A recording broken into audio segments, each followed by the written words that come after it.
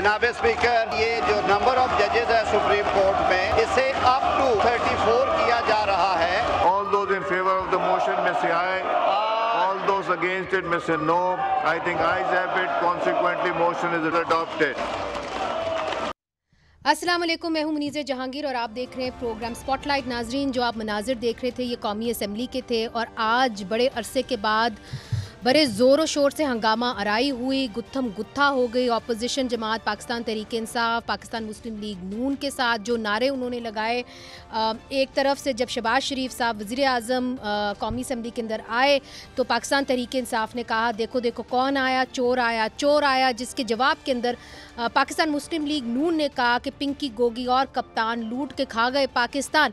जब ये हंगामा आराई हो रही थी और वो आमने सामने थे तो इसी तरह मामला जो है वो कंट्रोल से बाहर हो गए और हमने देखा कि दोनों जमातें जो थीं वो गुत्थम गुत्था हो गई और काफ़ी अरसे तक, मतलब कम अज़ कम मेरा ख़्याल है आधे घंटे तक ये जो कॉन्फ्रंटेशन की सूरत हाल है ये बनी रही, जिसके दौरान जो है बड़े अहम फ़ैसले आज कौमी असम्बली ने लिए हैं। चीफ़ ऑफ आर्मी स्टाफ जिन्होंने नवंबर 2025 में रिटायर होना था, उनको अब मज़ीद 2 साल और मिल गए हैं, क्योंकि तमाम services chief, naval chief, air force chief and army chief उनको 3 साल से बढ़ाकर उनको 5 साल उनके कर दिए गए हैं मुद्दत मुलाजमत के। सुप्रीम कोर्ट के जजेस के लिए भी जो है एक तरमीम आई और अब सुप्रीम कोर्ट के जजेस जिनकी तादाद 17 थी अब बढ़ाकर उन्होंने 34 कर दी हैं, 34 हो गए हैं, तो एलिवेट होंगे हाई कोर्ट से और मज़ीद 34 हो जाएंगे। और उन्होंने कहा है कि हम फिर देखेंगे कि जिस तरह हमें ज़रूरत पड़ती रही तो हम और मज़ीद एलिवेट करेंगे। प्रैक्टिस एंड प्रोसीजर एक्ट के अंदर भी तरमीम आई है, इसका जायज़ा लेना बारीकी से बहुत ज़रूरी है, चूँकि अभी चीदा हम आपको नुक्ते बता रहे हैं, मगर उसके अंदर जो तरमीम की गई है उसके अंदर ये है कि जो आइनी मुकदमात हैं वो ऐसे फ़ैसला होगा या आइनी बेंच का जो फ़ैसला होगा वो चीफ़ जस्टिस होंगे, वो करेंगे सुप्रीम कोर्ट के, यानी justice Yahya Afridi, chief justice Yahya Afridi.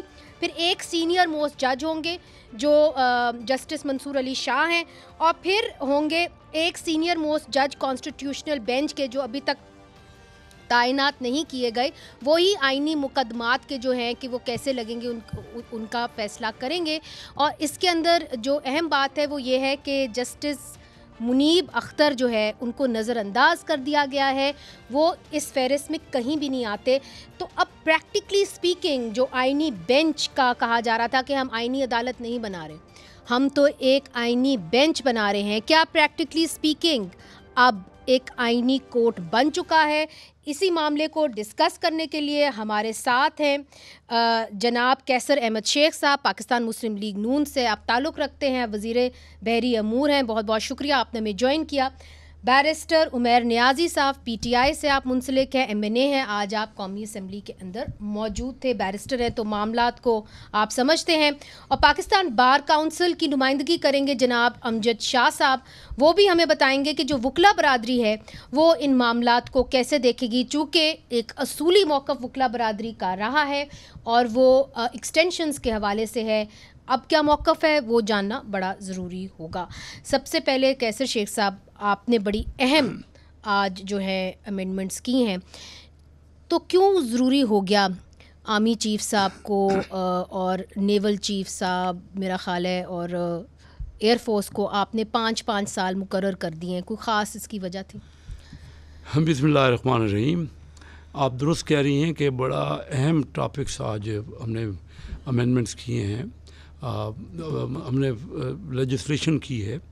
तो ये जो चीफ्स की आप बात कर रही हैं, अब हमने ये देखा कि जब भी 3 साल का टेनोर होता है, 1 साल बाकी होता है तो उस पर चेमंगोइयाँ शुरू हो जाती हैं कि नए चीफ कौन बनेंगे, उसमें पॉलिटिक्स शुरू हो जाती है और वो जो स्टेबिलिटी है मुल्क में, क्योंकि हमारे यहाँ इस वक्त हम देख रहे हैं कि एक मईशत बेहतर हो रही है, बाहर के लोग इन्वेस्टमेंट कर रहे हैं और हमारे यहाँ चाइनीज़ भी अभी रिसेंटली आए तो उन्होंने भी ये कहा कि सिक्योरिटी का जो सिस्टम है आपके यहाँ ठीक नहीं है, उससे वो नाला थे और हमने उनको यकीन दहानी कराई हुई है। तो ये महसूस कर रहे हैं कि हमारे यहाँ ज़्यादा सियासत हमने कर ली हर जगह। तो वो वज़ीर आज़म की तरफ नहीं देख रहे तसलसल के लिए, वो आर्मी चीफ की तरफ देख रहे हैं। सही आप दुरुस्त कह रही हैं, उनसे भी उनकी मुलाकात हुई क्योंकि आर्मी चीफ एक बहुत बड़ा अहम पोजीशन में होते हैं हमारे यहाँ, उनका पूरी फोर्सेस का जो और प्रैक्टिकली स्पीकिंग क्या उनका रोल ज़्यादा होता है लॉ एंड ऑर्डर को बरकरार करने में, सर्टेनिटी लाने में? नहीं वज़ीर आज़म से नहीं, रोल तो सबका मिल के होते हैं, वो हमारी टीम के मेंबर होते हैं, तो टीम के हर मेंबर की, FBR का जो चेयरमैन है उसकी सारे टैक्सेस में ज़्यादा अहमियत होती है कि वो उस जगह वो बैठे होते हैं ना, तो जिस जगह जो होता है। तो चाइनीज़ को आपको लगता है कि सर जो इस वक्त मौजूदा सेटअप है अगर उसी को आप मज़ीद एक्सटेंशन दे दें तो शायद उनकी जो इस वक्त सिक्योरिटी सूरत हाल बदतर है वो बेहतर हो जाएगी? हम ये समझते हैं कि ये जो पॉलिटिक्स है ना, हमने आर्म फोर्सेस में भी शुरू कर दी और यही अदालतों में भी यही रहा कि जो आने वाले चीफ जस्टिस हैं उनके मामला कितना अरसा चलते हैं। अभी भी आपने देख लिया कि ये अभी चीफ जस्टिस जो आने थे पिछले 6-8 महीने से यही सिलसिला आपके मीडिया में भी चल रहा है, तो उससे अब देखिए ना हमारे यहाँ स्टेबिलिटी की ज़रूरत है। आपने मुकर्रर कर दिया। सर एक सवाल मैं आपसे करूँगी कि ये जो 5 साल आपने किए हैं मुख्तस, ये 5 साल हैं कि इसके बाद भी उनको एक्सटेंशन और मिल सकती है? जी ये तो फ़िलहाल तो हमने यही कहा है कि 3 साल 5 साल के बाद गुड बाय? नहीं, ये अभी कुछ फैसला इसमें नहीं है, यानी ये तो मुझे नहीं पता इस पर। आज जो लेजिस्लेशन हुई है वो तो सिर्फ उसका इतना है कि कोई एक्सटेंशन की बात उसमें नहीं की गई। उसमें तो 3 साल का जो टेन्योर है उसको तमाम फोर्सेस के चीफ्स को 3 साल की जगह 5 साल, वैसे भी हमारे यहाँ असम्बलियों का टेन्योर भी 5 साल है, तो हमने कहा कि ये उसके साथ चले। महसूस ये हो रहा था कि ये टेन्योर काफ़ी नहीं था स्टेबिलिटी के लिए, ये बेहतर तो है। सर एक चीज़ क्लियर कर दें, अगर कोई आर्मी चीफ आते हैं अभी तो 64 पे वो रिटायर हो जाते हैं, लेट से कि वो 63 पे आते हैं तो वो 69 तक कर सकते हैं सर्व, 68 तक कर सकते हैं। ये भी आज किया है ना कि ये भी क्लियर किया है कि उनके लिए जर्नल जो होंगे उनके लिए वो एज का नहीं होगा रिटायरमेंट। अच्छा, वो अपनी आर्मी एक्ट से भी बालातर होगा। 5 साल पूरे करेंगे, ठीक है। जब भी वो अपॉइंट होंगे उसके बाद वो 3 साल की जगह 5 साल करेंगे। समझ गई। Sir joint chief of staff को आपने नहीं दिया 5 साल? जी हाँ, इसमें तो आज 3 जो सर्विसेज चीफ्स हैं यानी तीनों सर्विसेज के, आर्मी के, एयरफोर्स के और नेवी के चीफ्स को किया, सिर्फ उनको किया, जॉइंट चीफ ऑफ स्टाफ को नहीं दिया। नहीं, आज की जो लेजिस्लेशन हुई है उसमें। आगे कोई आपका इरादा है? ये मैं नहीं कह सकता कि अब ये तो पूरी डिस्कशन होती है, आपस में मशवरा होता है। जी आपने आज काफ़ी हंगामा आराई की है बैरिस्टर उमैर नियाज़ी साहब, यहाँ तक बात पहुँच गई कि गुत्थम गुत्था हो गए। मैं भी प्रेस गैलरी में बैठी हुई थी, कुछ बच्चे भी वहाँ पे आए हुए थे स्कूल के, ये सारा मंजर देख रहे थे, तो मैंने उनको पूछा कि आपको कैसा लगा आपका एक्सपीरियंस कौमी असम्बली का, तो उन्होंने कहा बड़ी इंटरटेनमेंट हुई हमारी। समझ में ये नहीं आती कि मामलात, चूँकि कमिटीज़ भी बनी हुई हैं, सियासतदान एक दूसरे से बातचीत ये उम्मीद की जाती है कि करेंगे, मगर आप लोग नहीं बातचीत करते, आप लोग बस हंगामा आराई करते हैं, इधर तक ही रहते हैं। अच्छा, बिल्कुल। देखें हंगामा आराई हुई किस वजह से, देखें बुनियादी सा एक सवाल था। आज तो अगर आपने खुद आप असेंबली में मौजूद थी, लेजिस्लेटिव बिजनेस तो कुछ और था जो सारा शेयर हुआ, ठीक है। फिर लॉ मिनिस्टर आए कि रूल रिलैक्स करने, तो उस पर कम से कम 2 मिनट ऑपोजिशन की बात भी तो सुन ली जाती कि रूल आपने रिलैक्स क्यों करने हैं, हमारा ये एतराज़ है, वो नहीं सुना गया। आपने बिल ले करना शुरू कर दिए, एक बिल पे प्रोटेस्ट किया कि नहीं इस पे हमारा मौक़िफ़ सुन लें, नहीं टाइम दिया गया, तो फिर आगे फिर ऑपोजिशन क्या करती? तो ऑपोजिशन ने फिर तो वेल में ही आना था ना, और फिर जो आपके सामने हुआ वो हुआ। क्योंकि इसमें प्रॉब्लम क्या है, अभी जैसा शेख साहब कह रहे थे, आपने जॉइंट चीफ वाला सवाल किया, वो किया कि डिस्कशन होगी तो वो भी कर देंगे। मसला ये है ना कि डिस्कशन कहीं और हो रही है, डिस्कशन पॉलिटिकल फोर्सेस के दरमियान नहीं हो रही है। और पॉलिटिकल फोर्सेस, आप भी उधर ही देख रहे हैं, नहीं, आप भी इनसे तो बात नहीं कर रहे। फोर्सेस अब बैक बर्नर पे चली गई। देखें डिफेंस समझ आता है कि आर्मी का फोटे है, फॉरेन पॉलिसी में आप इनपुट लेते हैं क्योंकि उनके मुल्क के साथ रवाबे, फिर आपके इंटेलिजेंस का एक नेटवर्क होता है, आपको फीडबैक चाहिए होता है। जब आप मईशत भी उनके हवाले कर देंगे, जब सियासत भी हवाले कर देंगे, तो स्पेस आप खुद ख़त्म कर रहे हैं। तो फिर जो पार्लियामेंट में आज हुआ ठीक हुआ, फिर पार्लियामेंट तो रबर स्टैम्प। और ये जो आप चूँकि बैरिस्टर हैं, आप तो पेश होते हैं अदालतों के सामने, जो ये अब तरमीम लेके आए हैं अपॉइंटमेंट ऑफ जजेस और कॉन्स्टिट्यूशनल बेंच के हवाले से, इसको आप कैसे देखते हैं? अच्छा, बुनियादी तौर पे एक जो सबसे फोरमोस्ट है, इन्होंने खुद अपॉइंटमेंट की नए चीफ जस्टिस ऑफ पाकिस्तान, एक तो ये शो करता है इन्हें उन पे ट्रस्ट नहीं है। एक कैसे बड़ा कह रहे हैं वाज़ेह आपकी बात? मिसट्रस्ट। कैसे कह रहे ये हैं? आप इस प्रैक्टिस एंड प्रोसीजर की अमेंडमेंट उठा लेना, जब इन्होंने एक तो कॉन्सेप्ट उसमें दे दिया कि बेंचेस को कोर्ट का एक किस्म का स्टेटस दे दिया कि उसका स्टाफ ही अलहदा कर दिया, रजिस्ट्रार अलहदा कर दिया, उनके केसेस की मार्किंग उस बेंच की कमेटी अलहदा कर दी। आईनी बेंच की plus chief justice of Pakistan की जो प्रैक्टिस एंड प्रोसीजर की कमेटी है, उसमें भी कॉन्स्टिट्यूशनल बेंच का हेड बैठ रहा है। भाई वो क्यों बैठ रहा है? अगर काम अलहदा है, ठीक है, तो उनके काम में वो बैठेगा, मगर chief justice of Pakistan constitutional bench के काम में नहीं देख सकते अगर वो कॉन्स्टिट्यूशनल बेंच के हेड नहीं है। तो अच्छा। 2 पैरेलल कोर्ट्स बना दी हैं, और ये निज़ाम कैसे चलेगा? मतलब ये तो अल्लाह ही हाफिज़ है जो बना अच्छा, दिया। अमजद शाह साहब, चूंकि आप पाकिस्तान बार काउंसिल को रिप्रेजेंट कर रहे हैं, बड़ा दो टोक मौक़िफ़ रहा है माजी में वकला का आज़ादी जिसे कहते हैं अदलिया के लिए, तो आप इन तरमीम को कैसे देख रहे हैं, ख़ास तौर पे जो जजेस के हवाले से हुई है, कॉन्स्टिट्यूशनल बेंच के हवाले से हुई है? मैं थोड़ी सी बात कर लूं कि जो आर्मी एक्ट में, नेवी के एक्ट में और एयरफोर्स के एक्ट में जो अमेंडमेंट हुई है जी, उसको तो हम वाकई कंडेम करते हैं कि 3 साल का टेन्योर काफी था, और उसमें ये एक्सटेंशन इन्होंने जो लास्ट टाइम की थी अमेंडमेंट, उसमें इन्होंने 3 साल की एक्सटेंशन और बस उसको लास्ट कर दिया था। अब इसको 5 साल कर दिया, तो इसका मतलब है 5 और 5 10 साल हो जाएगी। और रह गई बात ये कि इससे मुल्क के जो दहशतगर्दी में खात्मा होगा, तो ये ज़ियाउल हक साहब के दौर से लेके आज तक कोई आर्मी चीफ इसको खत्म नहीं कर सका। बाजवा साहब को आपको याद होगा, एक्सटेंशन देते वक्त को कह रहे थे कि बाजवा डॉक्ट्राइन है, और उस डॉक्ट्राइन की वजह से बाजवा साहब को एक्सटेंशन दी जा रही है। उस डॉक्ट्राइन ने भी पाकिस्तान में दहशतगर्दी को खत्म नहीं कर सका। तो ये तो इतनी को मुनासिब अमेंडमेंट्स नहीं है। मैं समझता हूँ कि ये इन्होंने ज्यादती की है इस किस्म की अमेंडमेंट्स करके, और मुल्क को नुकसान इससे होगा। रहेगी बात कि 9 से 12 कर दिए इस्लामाबाद हाई कोर्ट की जजेस, ठीक है जी, सुप्रीम कोर्ट के जजेस में इजाफा कर दिया, ठीक है, वहां भी बहुत ज्यादा पैकेज। लेकिन प्रैक्टिस एंड प्रोसीजर की जो अमेंडमेंट्स हैं, ये जिस वक्त ऑर्डिनेंस के जरिए लाई थी, तो उसको हमने अपोज किया था, क्योंकि इस पर बार का एक बड़ा लंबा जदोजहद थी कि किसी एक शख्स के हाथ में ये इख्तियार नहीं होना चाहिए रोस्टर बनाने का। तो उसमें कमेटी को हमने किया था, फिर कमेटी बन गई, हमने उसको बड़ा अप्रिशिएट भी किया, फिर एक ऑर्डिनेंस के जरिए उस प्रैक्टिस एंड प्रोसीजर की रूह खत्म कर दी, फिर चीफ जस्टिस को आपने इख्तियार दी। तो अब जो अमेंडमेंट की गई है, कम से कम इस हद तक ठीक है कि एक चीफ जस्टिस के पास ये इख्तियार नहीं रहा, लेकिन अगर मैंने देखी नहीं है, अगर इसमें आईनी कोर्ट का सरबराह बैठेगा, लेकिन आईनी कोर्ट के मुकदमात में सुप्रीम कोर्ट का चीफ जस्टिस बैठेगा, तो मेरा ख्याल है ये मुनासिब नहीं होगा। या तो आईनी जज उधर ना बैठे, अगर उधर बैठते हैं तो फिर इधर चीफ जस्टिस को भी बैठे। अच्छा सर, जो आपके पास भी शायद ये अमेंडमेंट्स आ गई हों, बैरिस्टर उमैर नियाज़ी साहब हमें बेहतर गाइड कर सकते हैं, उनके सामने तो अमेंडमेंट्स पड़ी हुई हैं।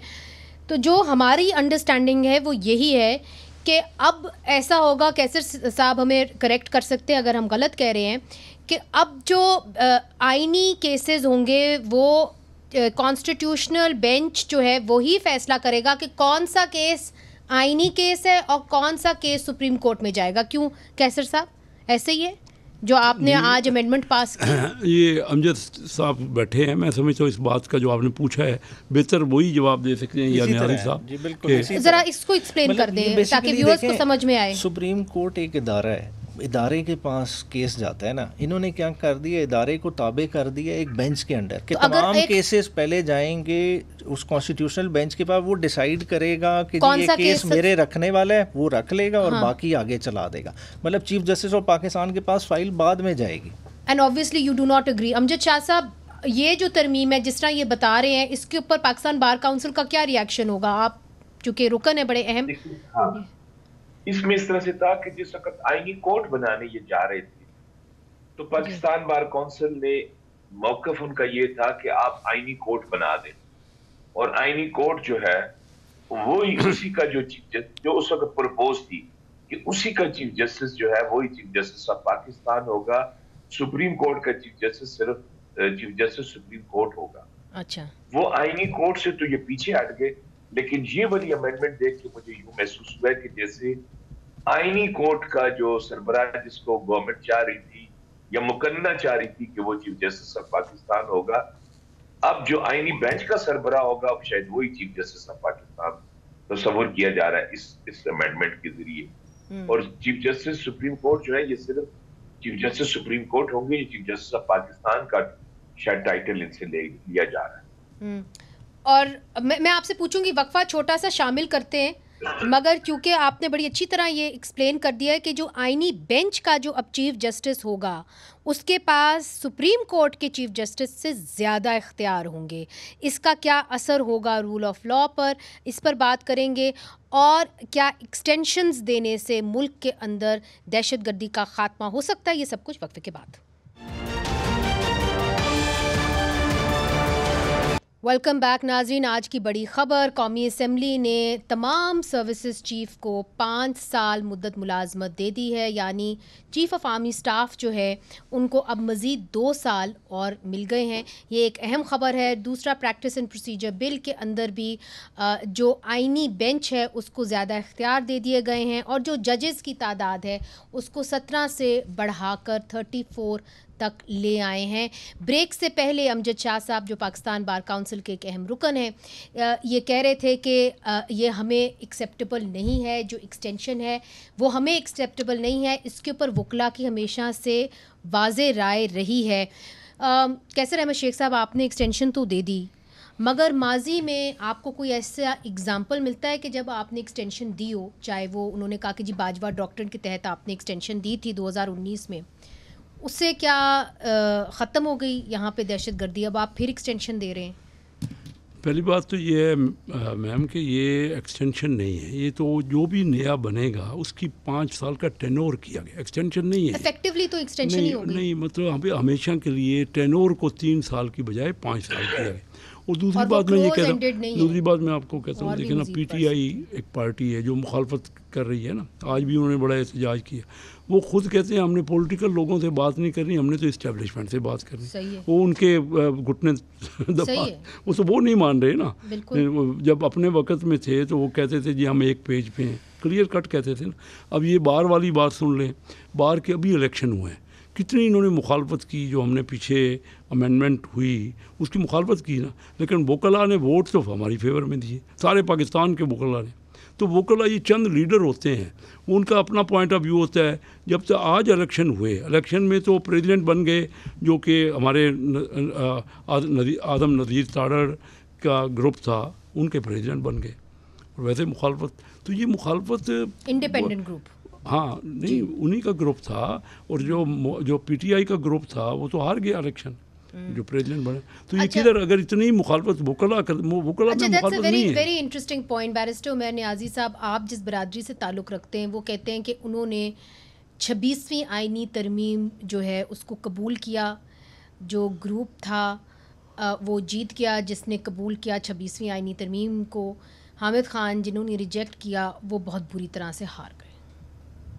अच्छा, रिज़ल्ट आप उठा के देखें, क्लोज कंटेस्ट था। हर साल देखें, पाकिस्तान बार काउंसिल के अमजद शाह साहब मेंबर बैठे हुए हैं, उनसे पूछ लें इस साल वोट कितना इंक्रीज़ हुआ है। 300 प्लस तो नया वोट इंडक्ट हुआ, ठीक है। फिर जो रऊफ़ अता साहब हैं उनका बैकग्राउंड देख लें, वो किस जमात से ताल्लुक़ रखते हैं। उनकी बेगम आज भी रिज़र्व सीट पर बलोचिस्तान असम्बली की मेंबर हैं। मौलाना फजल रहमान साहब और सारे पूरा एक्टिवली उनके लिए कैंपेन कर रहे थे। तो वो उसमें डिफरेंट तरह वाले फैक्टर्स थे, आप खाली इस तरह नहीं अलाइन कर सकते। और जो प्रोफेशनल ग्रुप की पॉलिटिक्स है वो बड़ी क्लियर पॉलिटिक्स है, इस सेंस में कि वो पॉलिटिकली किसी पार्टी के साथ अलाइन नहीं है। हामिद खान साहब का बयान पीटीआई से, हामिद खान साहब अलाइन नहीं है, अहमद अवैस साहब पीटीआई से अलाइन नहीं है, मगर जो उनकी ग्रुप पॉलिटिक्स है वो पीटीआई की पॉलिटिक्स से डिफरेंट पॉलिटिक्स है। ये तो ये है कि इंडिपेंडेंट ग्रुप के बारे में भी कह सकते हैं नहीं, तो वो उस तरह से अपने आप को साबित करे ना, इंडिपेंडेंट ग्रुप करे कि भाई जी हम नहीं है, हम डिफरेंट तरह से करते हैं। अब देखें ये चीज़ जब आएगी ना, ओवरऑल जनरल पॉलिटिक्स आप गेज करेंगे। अभी लाहौर बार के इलेक्शन आने दें, हाई कोर्ट बार के आने दें। और ये जो लड़ाई है देखें, ये खालिसतन अदलिया की लड़ाई बन गई है। ये अगर हम कहें ना कि सियासतदानों की लड़ाई है, ये इन्होंने इंटरफेयर कर दिया जिस फील्ड में, ये जजेस को एंटेगनाइज कर दिया और इसका रिएक्शन उन्हीं के अपने इंस्टीट्यूशन से आएगा। इससे मुझे ये बताएं, जो आज जो तरमीम आई है इसका क्या असर होगा? जो तकसीम आप देख रहे थे, चूँकि इन्होंने कहा कि तकसीम थी, और दुरुस्त है, बात तो दुरुस्त है कि पॉलिटिक्स की बुनियाद पर तकसीम थी जजेस के दरमियान। अब क्या ये तकसीम ख़त्म हो जाएगी? देखें, ये चीज़ जो अदलिया के अंदर इस वक्त मेरे ख्याल में जो अदलिया में पहले तकसीम थी उस तरह की तकसीम नहीं रहेगी। अपने इंस्टीट्यूशन के बचाने के लिए अदलिया जो है ना रीअलाइन होएगी और ये वाज़े नज़र आएगा आपको कल की मीटिंग होने दें, तो तकसीम खत्म होगी। हाँ, मुझे डिफरेंस नज़र आएगा। This is a important question. मैं पूछूंगी अमजद शाह साहब, जो एक बात बैरिस्टर उमैर नियाज़ी ने कही, उन्होंने कहा कि आप वाज़े करें ना, जो आपका ग्रुप है वो वाज़े करे कि आप किस पॉलिटिक्स पे खड़े हुए हैं, आप पार्टीज़ान बन गए हैं, आप पार्टी आपने बना ली है, आप उस तरीके से इंडिपेंडेंट तौर पे आप नहीं कर रहे इलेक्शन कंटेस्ट, इश्यूज़ के ऊपर नहीं कर रहे। इस तरह से है कि एक तो जिस वक्त फरोग नसीम साहब लॉ मिनिस्टर थे और वो बाजवा साहब का और मुशर्रफ साहब का मुकदमा कर रहे थे, तो वो इनके लॉ मिनिस्टर थे, हामिद खान साहब के ग्रुप के साथ आज भी वो कायम है, तो वो ठीक था। ये कहते हैं कि वो हमारे नहीं थे। आज आजम नजीर तारड़ साहब मिनिस्टर हैं नून लीग के, उनका इंडिपेंडेंट ग्रुप की वो वहां पर नुमाइंदगी नहीं करते। ठीक, इंडिपेंडेंट ग्रुप हुकूमत से बिल्कुल एक अलग एंटिटी है। हमने कभी हुकूमत की किसी बात को, किसी को भी हमने, जिसे कहते हैं ना कि स्टैंप नहीं लगाई। मसला ये हो गया है कि हामिद खान साहब क्योंकि सीनियर वाइस प्रेसिडेंट है पीटीआई के, और लतीफ खोसा साहब उनके पीटीआई में है, जितने भी लीडरशिप है सारी पीटीआई में है। और इस दफा इलेक्शन में खैबर पख्तूनख्वा का मैं आपको बताता हूँ कि तमाम पोलिंग स्टेशनों पर इनके जितने लॉ अफसर थे, जितने एमपीए एमएनएस थे, जो इनकी तहरीक इंसाफ का जो लायर फोरम है, वो कम से कम 50-60 लोग बाहर खड़े थे बैज लगा के, और वो एक ही बात लोगों को कहते थे कि 26वीं आईनी तरमीम के खिलाफ वोट दें, प्लाटों को वोट ना दें। हमने उसके काउंटर करने के हमने यही कहा कि ना 26वीं तरमीम हमने की है, ना आजम नजीर तारड़ साहब हमारे वहां पर वकील है कौमी असेंबली में। ये मुकन्ना का काम है, पॉलिटिशियंस ने किया है। हम असूलों पर सिर्फ ये बात जरूर करेंगे कि न अदलिया को और न मुकन्ना को अपने जो पैरामीटर्स हैं आईन ने उनको दिए उनसे बाहर ना। अच्छा सर, एक चीज वाजे कर दे, असूल पे अगर हम आए तो जो इन्होंने 5 साल दे दी है कि जी 5 साल मुद्दत होगी तमाम सर्विसेज चीफ्स की, क्या इसको चैलेंज, आपने कहा गलत है, तो क्या पाकिस्तान बार काउंसिल या सुप्रीम कोर्ट बार एसोसिएशन इसको चैलेंज करेगी? दोनों जगह आपके ग्रुप्स बैठे हुए हैं। जी बिल्कुल। अभी तो पाकिस्तान बार काउंसिल का जो अभी इसके ये तो आज ही हुई है, और हमारे वाइस चेयरमैन और चेयरमैन एग्जीक्यूटिव उनसे बात भी मैं करूंगा, और जरूर हम इस पर सोचेंगे कि हमें इसको चैलेंज करना चाहिए। 5 साल की इस किस्म की एक्सटेंशन कोई रीजन नहीं है। रीजन ये आप देते हैं कि ये दहशतगर्दी को खत्म करेंगे या इनकी कंटिन्यूएंस से कोई मुल्क की मईशत पे फर्क पड़ेगा, तो मेरा नहीं ख्याल कि कोई ऐसी बात हो सकती है। हर शख्स, असल में हम चाहते हैं कि इदारे मजबूत हो, शख्सियात जो हैं उनको मजबूत करने से इदारे कमजोर होते हैं। तो हम बार का आज भी वही मौक़िफ़ है। चले, बड़ी आपने तफसीलन जो है बात कर दी है। इधर एक छोटा सा वक्फा शामिल करते हैं और एक और सवाल रखेंगे। यहाँ पे अगर किसी की मुद्दत मुलाजमत जो है वो ख़तरे में रही है तो वो इस मुल्क के वज़ीर आज़म हैं, वुज़राए आज़म हैं। तो इस हवाले से भी एक सवाल करेंगे कि जो सबसे वनरेबल यहाँ पे रहा है वो सियासतदान रहा है, उस हवाले से क्या ये जो तरामीम हुई हैं आज, क्या वो मजबूत करेगा पार्लियामान को और वज़ीर आज़म की पोस्ट को कि नहीं? इस पे सवाल करेंगे वक्फे के बाद।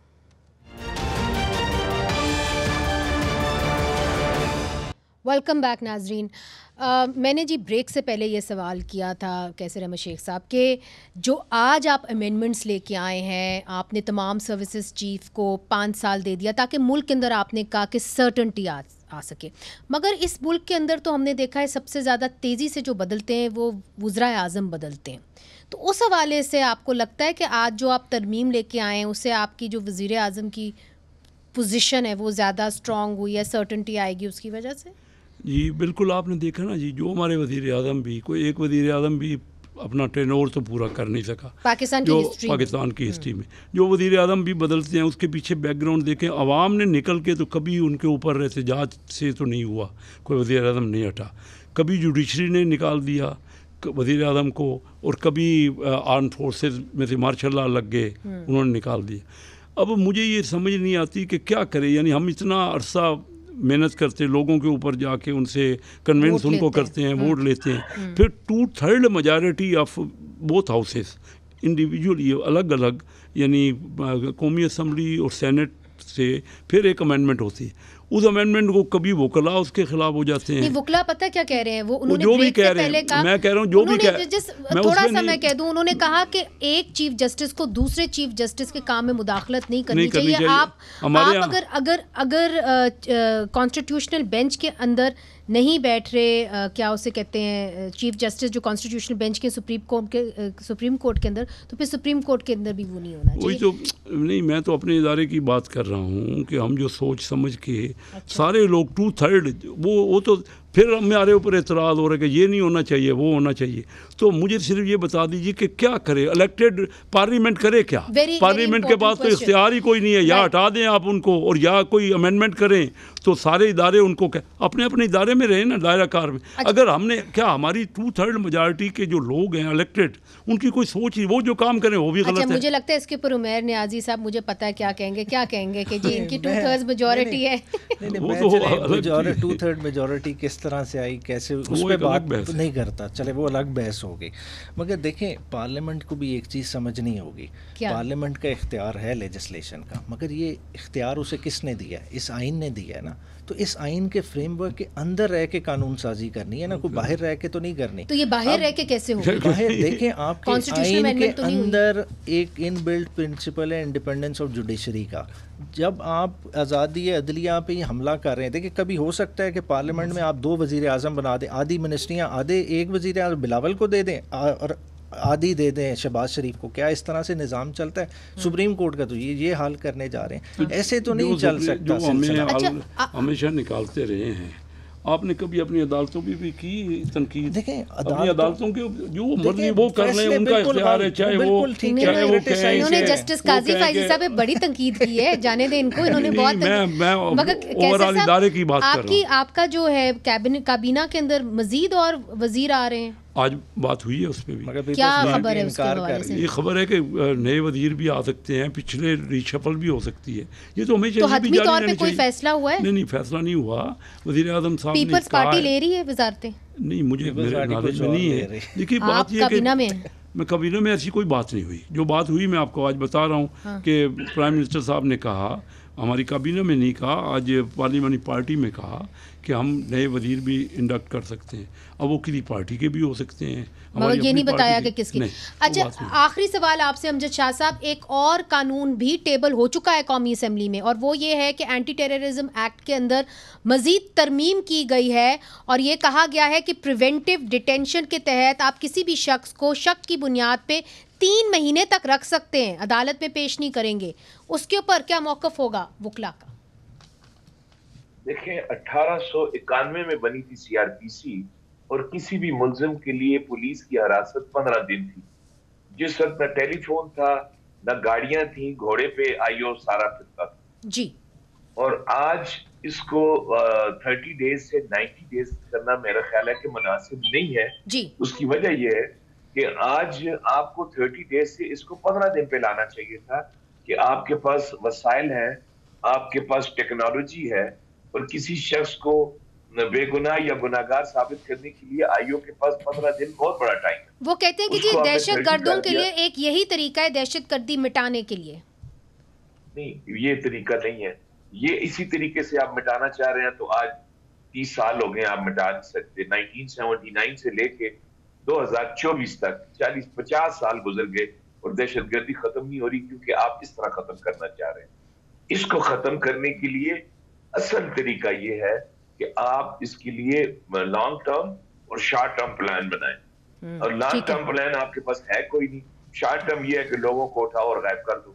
तो ये इस तरह से तो दहशतगर्दी कभी खत्म नहीं होगी। बंदूक के जोर पे अगर बांग्लादेश में नहीं खत्म कर सके थे आप, तो ये भी नहीं हो कर सके।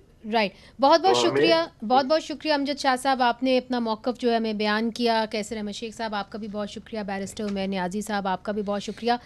तीनों पॉइंट ऑफ व्यूज़ हमने आपके सामने रखे हैं। उम्मीद करते हैं कि हमारी पार्लिमान जो है वो जमहूरियत को मज़बूत करने के लिए कवानीन लाएगी।